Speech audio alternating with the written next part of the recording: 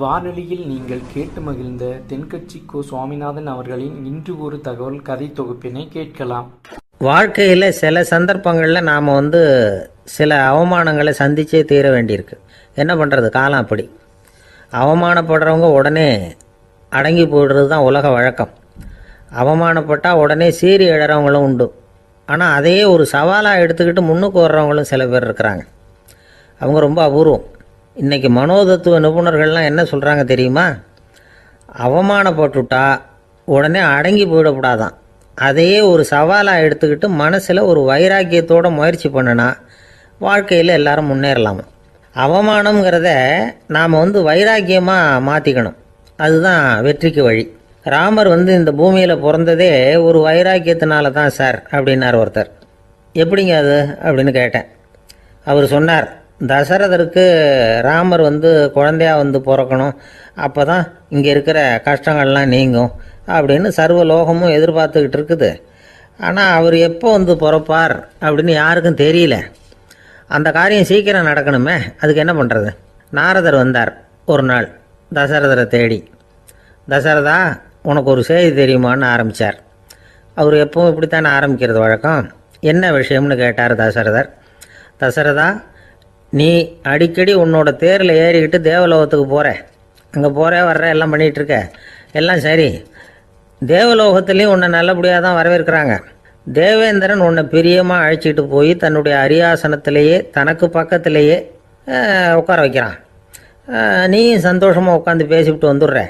ஆனால் நீ இங்கே வந்ததுக்கு அப்புறம் அங்கே என்ன நடக்குது தெரியுமா உனக்கு அப்படின்னாரான் நாரதர். என்ன நடக்குது எனக்கு ஒன்றும் தெரியலையே அப்படின்னாரான் தசரதர். நாரதர்கிட்ட கிட்டத்தில் கேட்டிருக்கார், கொஞ்சம் சொல்லுங்கள் என்னது அப்படின்னு. அவர் நெருங்கி வந்தாராம். நாரதரும் மெதுவாக அவர் காதோட காதாக சொன்னாராம். அதாவது நம்ம பாஷையில் சொல்லப்போனால் பற்ற வைக்கிறார். நீ அங்கே தேவேந்திரங்கிட்ட உட்காந்து பேசிவிட்டு வந்த பிறகு நீ அங்கே உட்காந்துருந்த அரியாசனத்தை தண்ணி ஊற்றி கழுவி சுத்தப்படுத்துகிறாங்க. நீ என்ன அந்த அளவுக்கு சுத்தம் இல்லாத ஆளா, தினம் குளிக்காமையாக இருக்கிற அப்படின்னாராம். தசரதருக்கு இது ரொம்ப அவமானமாக போயிட்டுது. அப்படியே செய்கிறாங்க அப்படின்னாராம். ஆமாம், நீ வேணும்னா நான் சொல்கிறது உண்மையாக இல்லையா அப்படின்னு சோதனை பண்ணி பார்த்துக்கோ அப்படின்னாரான் நாரதர். உடனே தசரதர் இதுக்காகவே புறப்பட்டு தேவலோகம் போனார். அங்கே வழக்கம் போலவே இவரை கூப்பிட்டு உட்கார வச்சு பேசிக்கிட்டு இருந்தான் தேவேந்திரன். கொஞ்ச நேரம் பேசிக்கிட்டு இருந்துட்டு சரி நான் கிளம்புறேன்னு புறப்பட்டார். சரி, அவனும் வாசல் வரைக்கும் வழி அனுப்பி வச்சுட்டு உள்ளே போயிட்டான். தசரதர் வெளியில் கொஞ்சம் நேரம் மறைஞ்சி இருந்துட்டு மெதுவாக உள்ளே எட்டி பார்த்தார் என்ன நடக்குதுன்னு. நாரதர் சொன்னது உண்மைதான். தசரதர் உட்காந்துருந்த ஆசனத்தை அங்கே 2 தேவர்கள் கழுவி சுத்தப்படுத்திக்கிட்டு இருக்கிறாங்க. தசரதரால் இதை தாங்கிக்க முடியல. அவருக்கு ரொம்ப அவமானமாக போச்சு. நேராக கிடுகிடுன்னு தேவேந்திரங்கிட்டே போனார். நான் உட்காந்துருந்த இருக்கையே சுத்தம் பண்ணுறியே, நான் என்ன அந்த அளவுக்கு பாவியா அப்படின்னு கேட்டார். ரொம்ப கோபமாக கேட்டார்.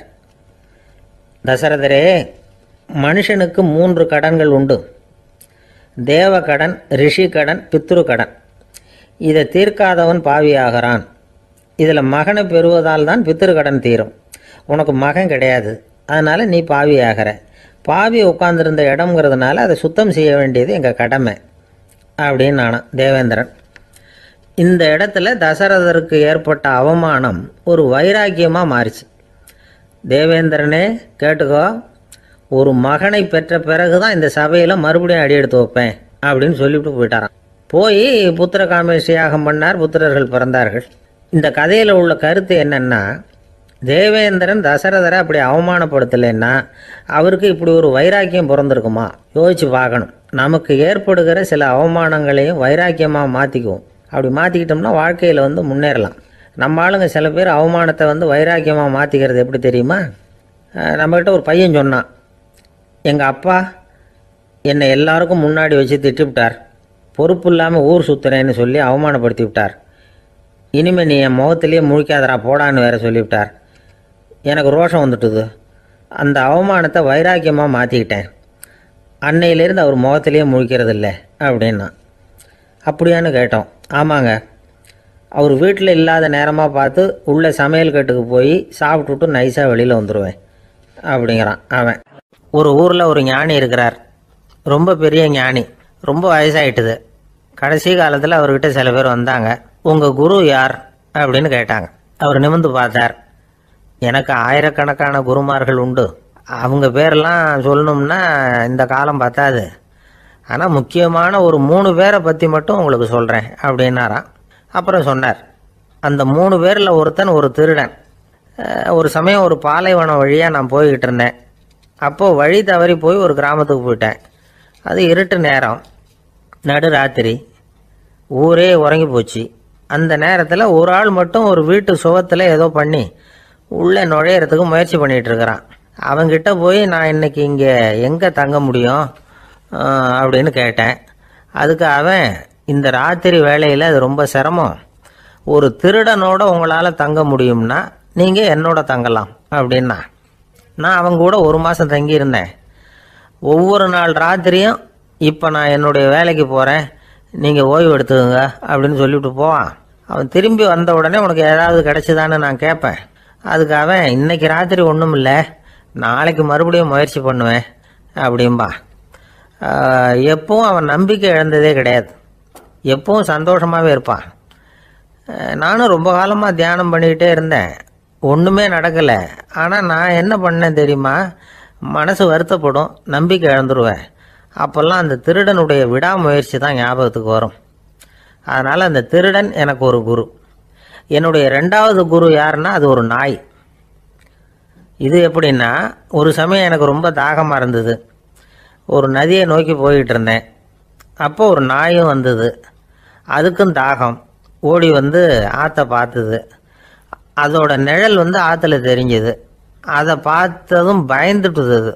அதாவது அது தன்னுடைய சொந்த உருவத்தையே கண்டு பயந்தது. அதை பார்த்து குறைக்குது, திரும்பி ஓடிச்சு. ஆனால் அதுக்கு தாகம் அதிகமாக இருந்ததுனால அது மறுபடியும் திரும்பி வந்தது. பார்த்தா மறுபடியும் தண்ணியில் நாயோட உருவம் தெரியுது. இப்படி சில தடவை பண்ணிச்சு. இருந்தாலும் கடைசியில் தண்ணியில் குதிச்சுட்டுது துணிஞ்சி. இப்படி குதித்த உடனே அதோட உருவமும் மறைஞ்சுட்டுது. இதை பார்த்தேன். நான் என்ன புரிஞ்சுக்கிட்டேன்னா, எவ்வளவு தான் பயம் இருந்தால் கூட ஒருத்தன் தைரியமாக காரியத்தில் இறங்கணும் அப்படிங்கிறத புரிஞ்சுக்கிட்டேன். இந்த போதனை அந்த நாய்கிட்ட இருந்து எனக்கு கிடைச்சிது. இது ஒன்று.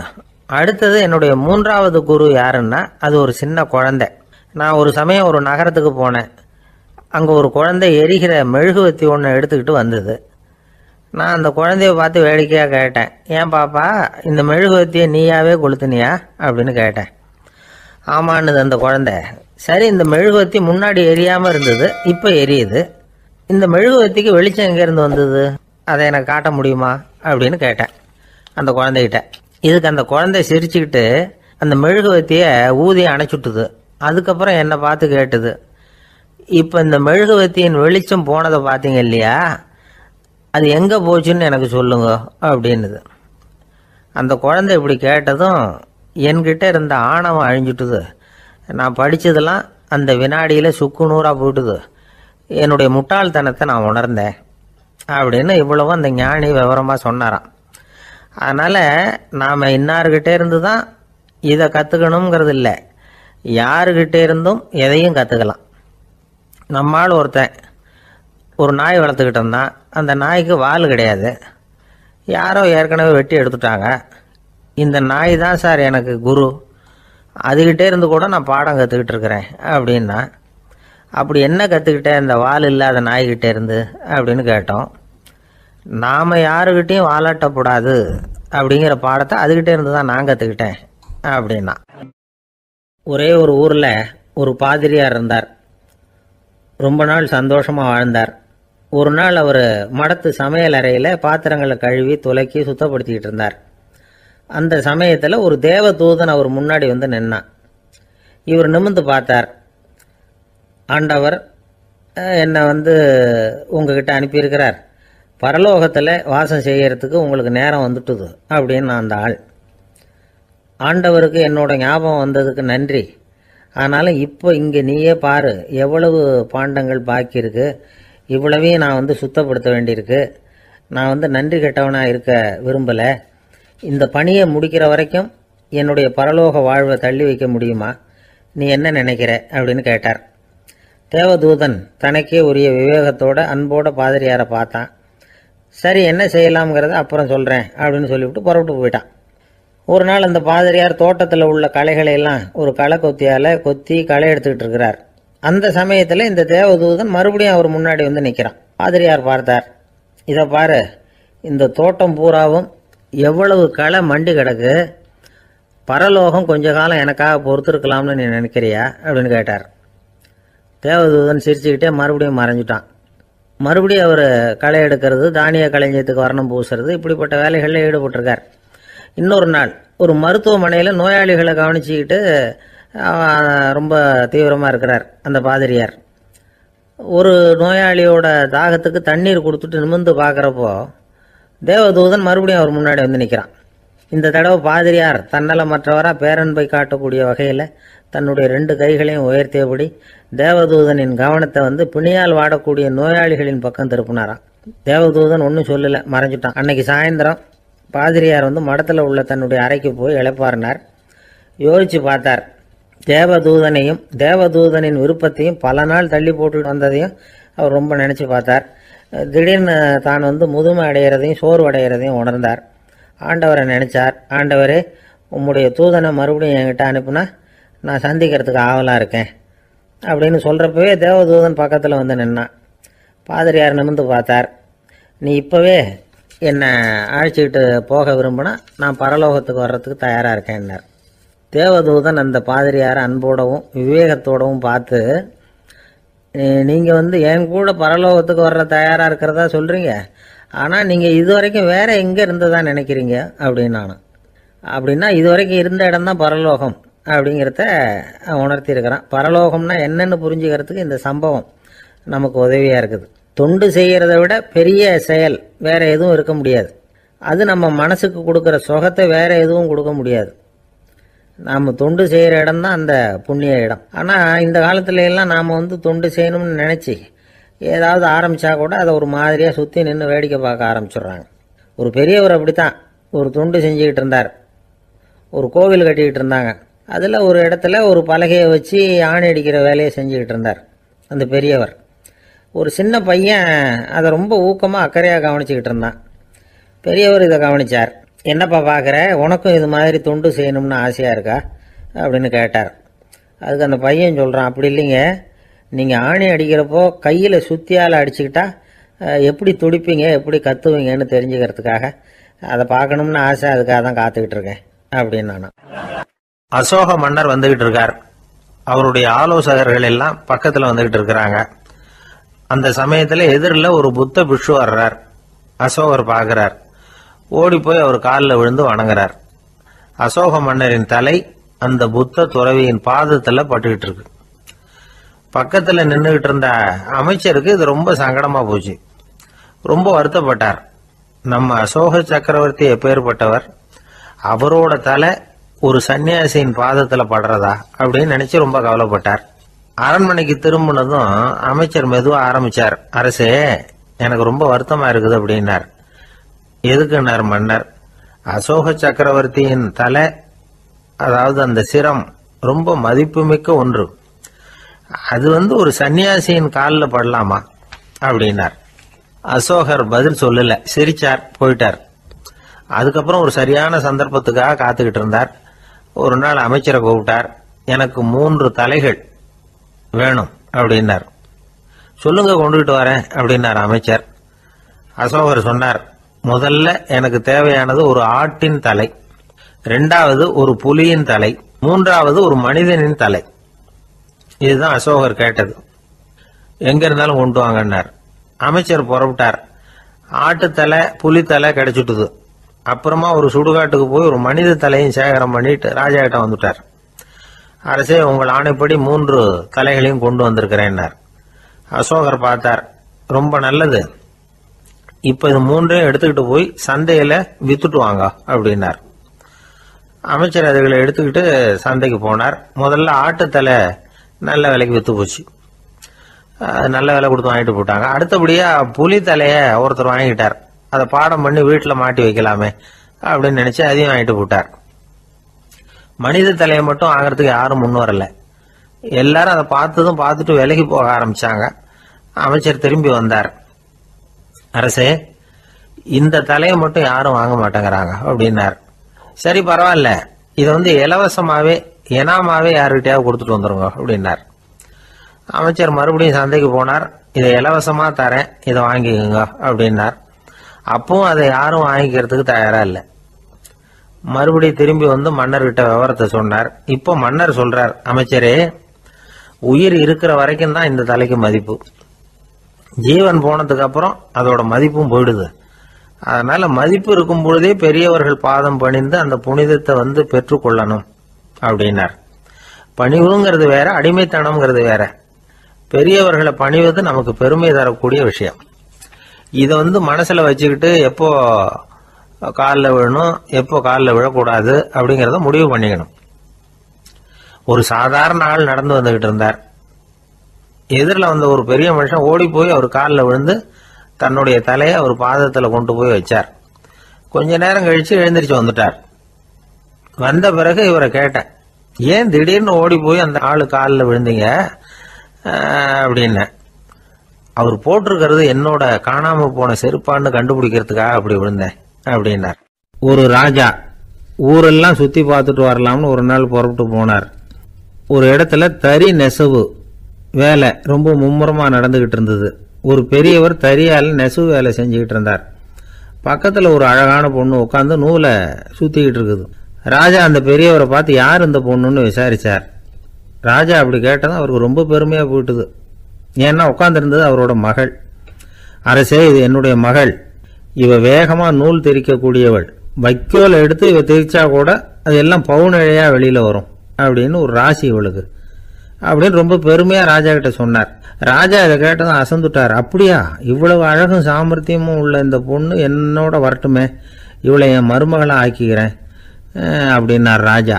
அந்த பெரியவருக்கு ஒன்றும் புரியல. ஏதோ கொஞ்சம் பெருமையா சொல்ல போக அது இப்படி ஆயிட்டுதே அப்படின்னு கவலைப்பட்டார். இருந்தாலும் ராஜா பேச்ச தட்ட முடியுமா, மகளை அனுப்பி வச்சுட்டார். ராஜா அந்த பொண்ணை அரண்மனைக்கு அழைச்சிட்டு வந்தார். அங்கே ஒரு அறையில் வச்சு பூட்டி விட்டார். அந்த ரூமு நிறைய வைக்கோலை கொண்டாந்து போட்டு அடைச்சாங்க. 3 ராட்டைகள் வேற வச்சுருந்தாங்க. நாளைக்கு பொழுது விடியறதுக்குள்ளே நீ இந்த வைக்கோலையெல்லாம் தங்க இழைகளாக மாற்றி காட்டணும். நாளைக்கு காலம்பரம் நான் இந்த அறை கதவை திறப்பேன். உன் தகப்பன் சொன்னது மாதிரி எல்லாம் தங்கமாக மாறி இருக்கணும், இல்லைன்னா நீ உயிர் தப்ப முடியாது அப்படின்னு உத்தரவு போட்டார். பாவம் அந்த பொண்ணு என்ன பண்ணும், பகல் பூரா அழுதுகிட்டே உட்காந்துருக்குது. ராத்திரி பூராவும் தூக்கம் வரல. மறுநாள் அதிகாலை நேரத்தில் யாரோ கதவை தட்டுற சத்தம் கேட்டுது. பயந்துகிட்டே கதவை திறக்கிறா. திறந்து பார்த்தா வெளியில 3 அவலட்சணமான பெண்கள். ஒருத்திக்கு கால் அகலமா முறை மாதிரி இருக்கு, இன்னொருத்திக்கு கட்டை விரல் கரண்டி மாதிரி பெருசா இருக்குது, 3வது பொண்ணுக்கு உதடு தடிச்சு ரப்பர் மாதிரி தொங்கிக்கிட்டு இருக்கு. யார் நீங்க, உங்களுக்கு என்ன வேணும் அப்படின்னு கேட்குது இந்த பொண்ணு. நாங்க உங்களுக்கு உதவி செய்யறதுக்கு தான் வந்திருக்கிறோம் அப்படின்னு சொல்லி உள்ள வந்தாங்க. உட்கார்ந்தாங்க. கொஞ்ச நேரத்துக்குள்ள உள்ள இருந்த வைக்கோலையெல்லாம் தங்க இழைகளா மாத்தி கொடுத்துட்டு போயிட்டாங்க. காலையில ராஜா வந்தார், பார்த்தார். ஆகா பேஷுனார். இன்னும் கொஞ்சம் வைக்கோலை கொண்டாந்து அந்த ரூம்ல போட சொன்னார். இந்த வைக்கோலையும் இன்னைக்கு தங்கமா மாத்தி விடு, நாளைக்கு மறுநாள் உனக்கும் இளவரசனுக்கும் கல்யாணம்னு சொல்லிவிட்டார். இன்னைக்கு ராத்திரி அந்த 3 பொண்ணுங்களும் வந்தாங்க. வைக்கோலை பொண்ணு இழைகளா மாத்தினாங்க, புறப்பட்டாங்க. இந்த பொண்ணு அவங்க காலில் விழுந்து வணங்கினா. என் உசுரை காப்பாத்தினீங்க, உங்களுக்கு நான் என்ன கைமாறு செய்ய போறேன் அப்படின்னா. பயப்படாத, நீ விரும்பினா எங்களுக்கு ஒரு உதவி செய்யலாம். உன்னுடைய கல்யாணத்துக்கு நாங்கள் 3 பேரும் வரோம். நீ எங்களை வரவேற்று ராஜா கிட்டையும் இளவரசர்கிட்டையும் நாங்கள் உன்னோட பெரியப்பா பொண்ணுங்கன்னு சொல்லி அறிமுகப்படுத்தி வை, நாங்கள் விருந்து சாப்பிட்டுட்டு போயிடுறோம் அப்படின்னாங்க. ரொம்பவும் சந்தோஷமா சரின்னு ஒத்துக்கிட்டா. கல்யாண நாள் வந்தது. கல்யாணம் ரொம்ப கோலாகலமாக நடந்துகிட்டு இருக்கு. எல்லா தேசத்து ராஜா ராணிகளும் வந்துகிட்டு இருக்கிறாங்க. அந்த 3 அவலட்சணமான பொண்ணுங்களும் சேர்ந்தாங்க. யார் இவங்கன்னு கேட்டார் ராஜா. என் பெரியப்பா பொண்ணுங்க அப்படின்னா அந்த பொண்ணு. காலும் உதடும் கட்டை விரலும் ஏன் இப்படி உங்களுக்கு அவலட்சணம் ஆயிட்டுது அப்படின்னு கேட்டார். அதுக்கு அந்த பொண்ணுங்க பதில் சொன்னாங்க. என்ன செய்யறது, ஓயாம வைக்கோலை நூற்று ஒருத்தியோட கட்டை விரல் அப்படி கரண்டி மாதிரி ஆயிட்டுது. நாக்கில் தொட்டு தொட்டு திரிச்சதுனால ஒருத்தியோட உதடு அப்படி ஆயிட்டுது. காலால கட்டையை அழுத்தி அழுத்தி தறி போட்டதுனால இன்னொருத்தையோட கால் அப்படி ஆயிட்டுது. உங்க மருமகளா வந்திருக்கிற இந்த பொண்ணு அந்த 3ஐயுமே செய்ய தெரிஞ்சவ தான். என்ன ஆக போதும் இன்னும் கொஞ்ச நாள்ல அப்படின்னாங்க. அவ்வளவுதான். ராஜா பயந்துட்டார். அம்மா, இன்னையிலிருந்து நீ இளவரசனின் மனைவி. நீ எப்பவும் அழகா இருக்கணும். அதனால நீ இனிமே வைக்கோலை திரிக்கவே கூடாது அப்படின்னு உத்தரவு போட்டார். அவளை இக்கட்டான சூழ்நிலையிலிருந்து காப்பாற்றின அந்த 3 பொண்ணுங்களும் சந்தோஷமா திரும்பி போயிட்டாங்களாம். சுவாமி சின்மயானந்தர் இந்த கதையை சொல்லியிருக்கிறார். தன்னலம் மறந்து சுயலாபத்தை தியாகம் செய்கிறது வைக்கோல்ல இருந்து தங்க இழைய நூக்கிறது மாதிரி அப்படிங்கிறார் அவர். அது இருக்கட்டும், இப்ப நம்ம கதைக்கு வருவோம். ஒரு ராஜா தன்னோட மகனுக்கு சுயவரம் நடத்தினார். எல்லா தேசத்தில இருந்தும் ராஜகுமாரர்கள் வந்திருந்தாங்க. ராஜகுமாரியை கல்யாணம் பண்ணிக்கலாம்ங்கிற ஆசையில சுயம்பர மண்டபத்திலிருந்து எல்லா ராஜகுமாரர்களும் அலறி அடிச்சுக்கிட்டு வெளியில ஓடி வந்துகிட்டு இருக்கிறாங்களாம். ஏன் இப்படி எல்லாரும் மிரண்டு போய் ஓடி வர்றாங்கன்னு கேட்டார் ஒருத்தர். அதுக்கு இன்னொருத்தர் விவரம் சொன்னார். ராஜகுமாரியை இன்னைக்கு தான் அவங்க நேரில் பார்த்தாங்களாம், அதுதான் இப்படி ஓடி வந்துகிட்டு இருக்கிறாங்க அப்படின்னார். ஒரு சீன தேசத்து அரசர் இருந்தார். அவருக்கு வயசாயிட்டுது. அவருக்கு அடுத்தபடியாக அவருடைய புள்ள பட்டத்துக்கு வரணும், ஆட்சி பொறுப்பை ஏற்றுக்கணும். ஒரு நல்ல தலைவனுக்கு இருக்க வேண்டிய பண்புகள்லாம் தன்னுடைய மகனுக்கு இருக்கணும்னு விரும்பினார் அந்த அரசர். அதனால் இளவரசனை பக்கத்தில் இருந்த ஒரு குரு கிட்ட அனுப்புனார். இளவரசன் அவர்கிட்ட போய் சேர்ந்தான். அந்த குரு என்ன பண்ணார் தெரியுமா? இவனை பார்த்து சொன்னார், இதை பாருப்பா, நீ என்ன பண்ணுற, இப்போவே பக்கத்தில் இருக்கிற காட்டுக்கு போ, நடுக்காட்டில் போய் ஒரு இடத்துல உட்காந்துக்கோ. அங்கே என்னென்ன சத்தம்லாம் உன் காதில் விழுதுன்னு கவனித்து கேளு. உன் காதில் விழுந்த ஓசைகள் என்னென்னங்கிறத என்கிட்ட சொல்லு, அதுதான் எனக்கு தெரியணும், உனக்கு வேலையும் அதுதான் அப்படின்னு சொல்லி அனுப்பி வச்சுட்டார். இளவரசன் காட்டுக்கு போனான். குரு சொன்னபடியே ஒரு இடத்துல உட்காந்து கவனித்து கேட்டான். அதுக்கப்புறம் குரு கிட்ட திரும்பி வந்தான். என்னென்ன சத்தம்லாம் கேட்ட அப்படின்னு கேட்டார் குரு. குருவே, காட்டில் நான் பறவைகள் சத்தம்லாம் கேட்டேன், மிருகங்களின் ஓசையையும் கேட்டேன், இதை தவிர இடி மின்னல் மழை இதுகளோட சத்தத்தையும் கேட்டேன் அப்படின்னா. குரு யோசனை பண்ணார், நீ இன்னமும் சரியாக கேட்கல, அதனால் மறுபடியும் காட்டுக்கு போ, கொஞ்ச நாள் தங்கியிருந்து கேட்டுட்டு வா அப்படின்னார். இளவரசனுக்கு ஒன்றும் புரியல. இருந்தாலும் குருவின் கட்டளையாச்சே, மறுக்க முடியுமா? உடனே அவன் மறுபடியும் காட்டுக்கு போனான். ஒரு இடத்துல உட்காந்தான். கொஞ்ச நேரம் உன்னிப்பாக கவனித்து கேட்டான். சில நாள் கழித்து குரு கிட்ட திரும்பி வந்தான். குருவே, இந்த தடவை சில துல்லியமான சத்தங்களை எல்லாம் கேட்டான். தேனி பறக்கிற சத்தம், நீரோடையின் மெல்லிய ஓசை, இதெல்லாம் கேட்டேன்னா. குரு சிரிச்சார். நீ மறுபடியும் காட்டுக்கு போ, இன்னும் சில நாள் அங்கே இரு, முழுமையாக கவனமாக கேட்டுக்கிட்டு வா அப்படின்னு சொல்லி அனுப்பி வச்சுட்டார். இளவரசனுக்கு குழப்பம் அதிகமாயிட்டுது. ஒன்றுமே புரியல. மறுபடியும் காட்டுக்கு போனான். மௌனமாக ஒரு இடத்துல உட்காந்துட்டான். அப்படியே தியானத்தில் ஆழ்ந்துட்டான். சில நாளில் அவனுக்கு இதுவரை கேட்காத ஓசைகள்லாம் கேட்க ஆரம்பிச்சுட்டுது. இதைத்தான் நான் கேட்கணும்னு என்னுடைய குரு எதிர்பார்த்துருக்கிறாருங்கிறத புரிஞ்சுக்கிட்டான். உடனே குரு கிட்ட ஓடனான். குருவே, இந்த தடவை காதுகளுக்கு கேட்க முடியாத சில ஓசைகளை கூட என்னால் உணர முடிஞ்சுது. பூ மலருகிற ஓசை, சூரியனால் பூமி சூடாகிறப்போ எழுகிற ஓசை, காலை பனித்துளி இந்த புல்லுலாம் குடிக்கிற ஓசை, இது எல்லாம் என்னால் நல்லா கேட்க முடிஞ்சுது அப்படின்னா. குருவுக்கு இப்போ தான் திருப்தி ஏற்பட்டு தான். இளவரசனை பார்த்து சொன்னார், இதை பாருப்பா, இப்போ தான் நாட்டை ஆளுகிற தகுதி உனக்கு வந்திருக்குது அப்படின்னு சொல்லி அதுக்கு விளக்கமும் கொடுத்தாராம். எந்த அரசன் தன்னுடைய மக்களின் இதயம் பேசுகிற மௌன மொழியை, மௌன வார்த்தைகளை கேட்குறானோ அவன்தான் ஆள தகுதி உள்ளவன். எந்த அரசன் தன்னுடைய மக்களின் உணர்ச்சிகளை உண்மையாக உணர்றானோ அவன்தான் முதன்மையான அரசன். போலி வார்த்தைகளை மட்டும் கேட்டுட்டு பல மௌன ராகங்களை காதில் வாங்கிக்காதவன் அரசனே இல்லை. எந்த நாட்டில் எப்போ ஒரு அரசன் தன்னுடைய மக்களின் உணர்ச்சிகளை கேட்க மறுக்கிறானோ அன்னையிலிருந்தே அந்த நாடு அழிய தொடங்குது அப்படின்னு அர்த்தம். இதுதான் அந்த குரு இளவரசனுக்கு போதிச்சது. வாயால் பேசுறத மட்டும் கேட்டு ஏமாறக்கூடாது, உணர்ச்சிகளையும் கேட்கறதுல தான் மனப்பக்குவம் உண்டாகும். மக்கள் உணர்ச்சிகளை புரிந்து கொள்ளாத அரசர்கள் நீடிச்சிருக்க முடியாது. அது மாதிரி நாடுகளில் அடிக்கடி குழப்பம் தான் உண்டாகும். அப்படி இருந்தால் அடிக்கடி ஆட்சி மாறிட்டு இருக்கும். அப்படிப்பட்ட ஒரு தேசம், அங்கே ஒரு சிறைச்சாலையில் 3 கைதிகள் பேசிக்கிட்டு இருந்தாங்க. ஒருத்தன் சொன்னான், நான் இந்த நாட்டு ராஜாவை எதிர்த்து பேசிக்கிட்டு இருந்தேன், அதனால் என்னை பிடிச்சி கொண்டாந்து இங்கே போட்டுட்டாங்க அப்படின்னா ஒருத்தன். இன்னொருத்தன் சொன்னான், நான் இந்த நாட்டு ராஜாவை ஆதரித்து பேசிக்கிட்டு இருந்தேன், அதனால் என்னை பிடிச்சி கொண்டாந்து இங்கே தள்ளிவிட்டாங்க அப்படின்னா. அது சரி, நீ என்ன தப்பு பண்ண அப்படின்னு சொல்லி 3வது ஆளை பார்த்து இவங்க கேட்டாங்க. அதுக்கு அந்த ஆள் சொல்கிறான், நான் தான் இந்த நாட்டு ராஜா அப்படின்னா. அமெரிக்க ஜனாதிபதி ஆப்ரஹாம் லிங்கன் ஒரு நாள் தன்னோட கோச்சு வண்டியில் தலைநகரான வாஷிங்டனுக்கு போயிட்டு இருக்கிறார். கோச்சு வண்டி ஒரு சாலையில் போயிட்டு இருக்கு. அந்த சாலைக்கு ஒரு பக்கத்தில் பயங்கரமான சதுப்பு நிலம். சதுப்பு நிலம்னா அது புதைகுழி, புதை மணல்ங்கிறோம்ல, அது மாதிரி. அந்த சதுப்பு நிலத்தில் யாராவது மாட்டிக்கிட்டா அவ்வளவுதான், ஆளை கொஞ்சம் கொஞ்சமாக உள்ள அமுக்கிவிடும். தப்பிச்சு கரையிறது கஷ்டம். அப்படிப்பட்ட நிலம் அது. ஆப்ரஹாம் லிங்கன் ஏதோ ஒரு முக்கியமான அரசாங்க வேலையாக போயிட்டு திரும்பி வந்துட்டு இருக்கிறார். அதனால் அந்த சமயத்தில் அவர் விலை வசந்த ஆடைகளை அணிஞ்சிருக்கிறார். அப்படி அவர் அந்த கோச்சு வண்டியில் வந்துக்கிட்டு இருக்கிறாரு. அந்த சமயத்தில் ஒரு காட்சி அவர் கண்ணில் பட்டுட்டுது. என்ன தெரியுமா? ரோட்டுக்கு பக்கத்தில் இருந்த சதுப்பு நிலத்தில் ஒரு இளம் பன்றி குட்டி சிக்கிக்கிட்டு தவிச்சிக்கிட்டு இருக்குது. பரிதாபமாக கத்திக்கிட்டு இருக்குது. அதை பார்த்தார் லிங்கன்.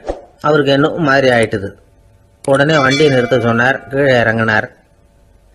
தன்னோட விலை வசந்த ஆடைகளை பற்றி லட்சியம் பண்ணவே இல்லை.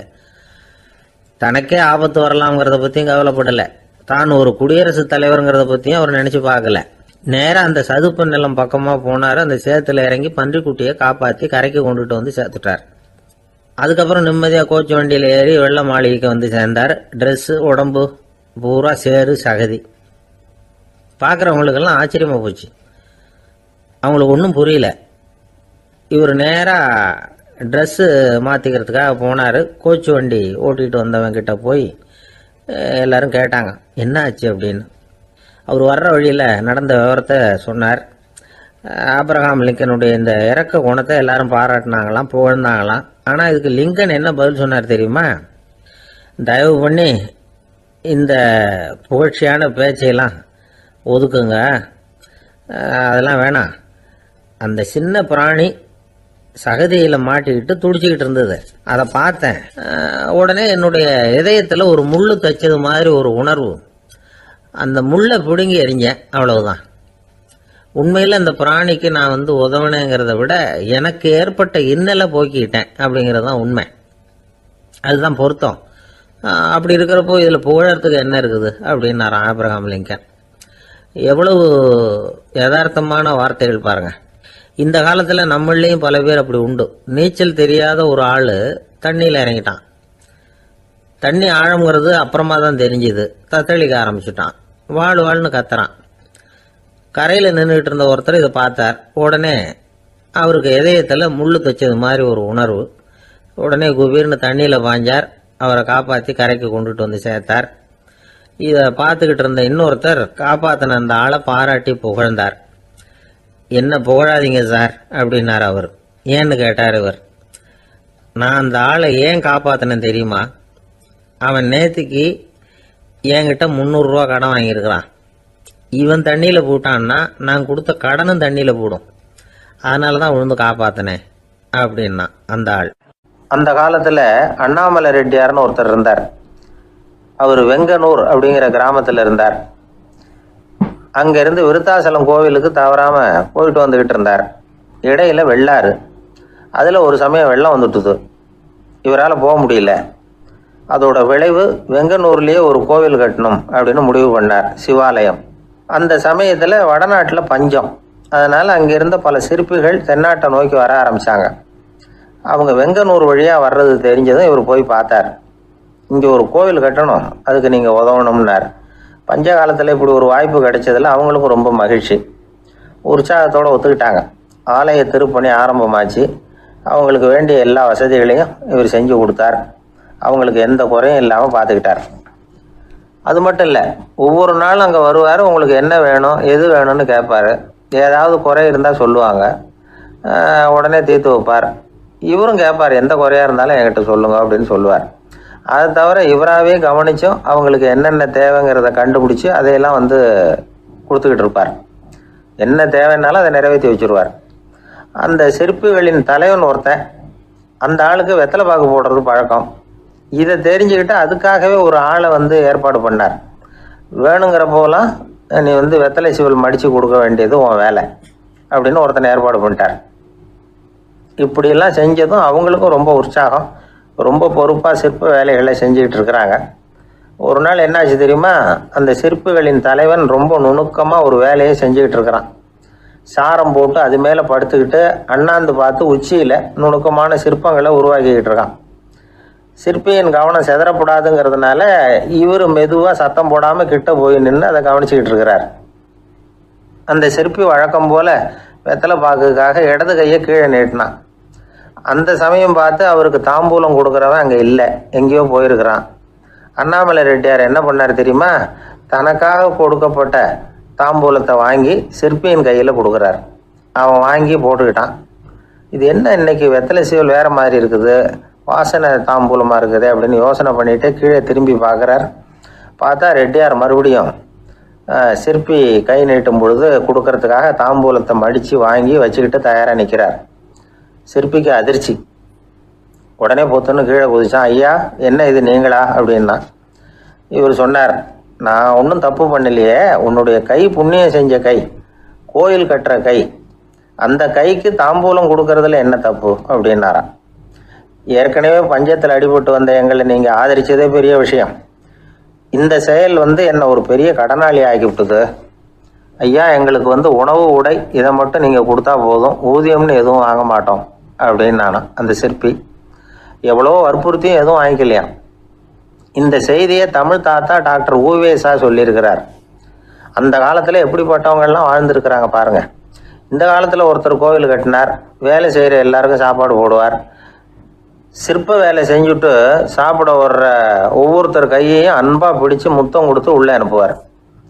அந்த கைகளுக்கு நீங்கள் கொடுக்குற மரியாதையா அது அப்படின்னு கேட்டாங்க.